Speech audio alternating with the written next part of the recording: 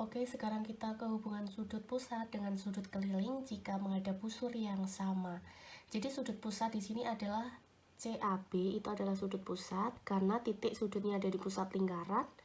Kemudian CDB ini yang warna merah atau pink, ini merupakan sudut keliling, maka titik sudutnya ada di keliling lingkaran. Nah, ini sudut keliling dan sudut pusat ini kan menghadap busur yang sama nih, yaitu BC semua, menghadap BC semua, maka berlaku besar sudut pusat ini 2 kalinya besar sudut keliling. Contohnya saya geser posisinya, besar sudutnya di sini, sudut pusatnya 100, maka sudut kelilingnya 50 derajat. Mau saya geser ke sini, ke sini, ke sini, ke sini, ke sini, selama menghadap busur yang sama dengan BC, mesti besarnya setengahnya dari sudut pusat. Nah, begitu ya. Jadi kalau sudut pusat besarnya 2 kali sudut keliling, kalau sudut keliling itu besarnya setengahnya dari sudut pusat. Ada syaratnya, yaitu jika keduanya menghadap busur yang sama. Gitu ya. Nah, kita lanjutkan ke sudut keliling yang menghadap diameter. Di sini ada diameternya, yaitu AC merupakan diameter lingkaran.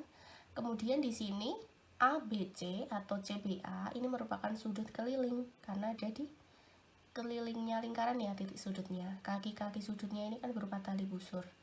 Nah, ini kan menghadap diameter. Nah, seperti ini juga menghadap diameter.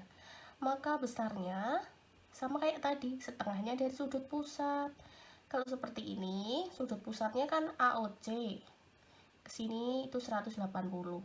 Sudut pusatnya menghadap busur AC, sudut kelilingnya menghadap busur AC, maka berlaku besar sudut kelilingnya setengahnya dari 180 sehingga 90 derajat. Jadi perlu kalian pahami, kalian catat, kalau ada sudut keliling menghadap diameter, maka besarnya di sini 90 derajat. Posisinya bagaimanapun, kalau menghadap diameter pasti 90 derajat besar sudut kelilingnya. Gitu ya.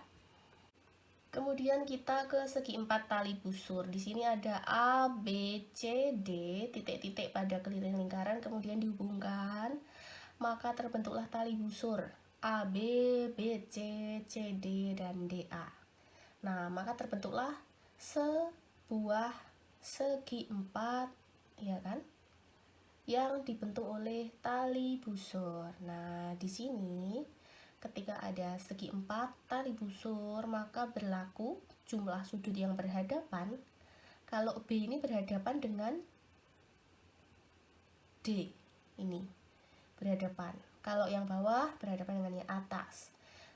Yang C di sini yang ada di kanan, maka berhadapannya dengan yang ada di kiri, yaitu A.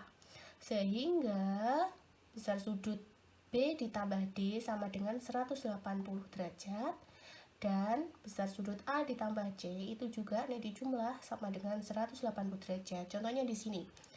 Besar sudut A saya geser ya. Nah, ini adalah 85 derajat. Maka C-nya itu didapat dari mana? Ya, 180 dikurangi 85, 95 derajat. Begitu juga misalnya di sini. Di sini tidak tahu, misalkan di sini diketahui 92 derajat. Maka besar sudut B-nya nyarinya gimana? Ya 180 derajat dikurangi 92 derajat sama dengan berapa? 88 derajat. Itu ya. Contoh nih, misalkan besar sudut D 100 derajat. Iya jelas yang di sini 80 derajat. Kalau di sini dirubah ukurannya. Besar sudut B-nya adalah 90 derajat. Maka besar sudut A, besar sudut D yang ada di hadapannya ya jelas 90 derajat. Dari 180 dikurangi 90 derajat. Begitu ya. Jadi besar sudut yang saling berhadapan kalau dijumlahkan sama dengan 180 derajat. A dengan C, B dengan D, dijumlah sama dengan 180 derajat. Gitu ya. Ini seperti ini. Oke, cukup di situ ya. Semoga kalian semua paham.